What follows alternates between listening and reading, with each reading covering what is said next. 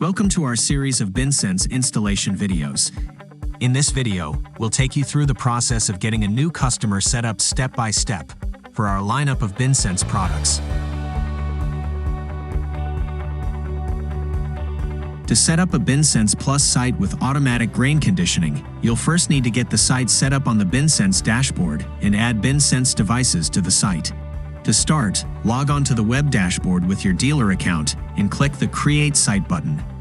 You can create a new site for an existing user who already has a BinSense account, or you can create a new account. For new users, you'll need to enter the user's personal details and contact information. Once the user account is selected, you can set the site location on the map. You can use the search box on the map to look up a nearby town or landmark and find the site from there, or you can enter the site latitude and longitude if you have that available. Once you've found the site on the map, enter the site name and click the Set Site Location button, which will drop a place marker on the map. Adjust the place marker so that it sits roughly at the center of the map.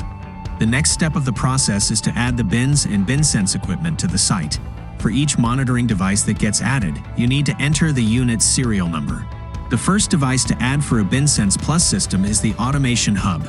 Click on the icon of the ambient sensor and enter the serial number of the Automation Hub. Next, add each bin to the site. After entering the bin details, set the monitoring device to Plus and enter the remote unit serial number for the bin. Once you have confirmed all the information you entered, click Finish to save the site and begin installing hardware.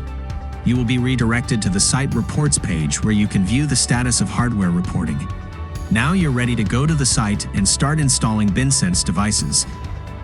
Check out our other BinSense videos for details on how to get everything set up and running on the site.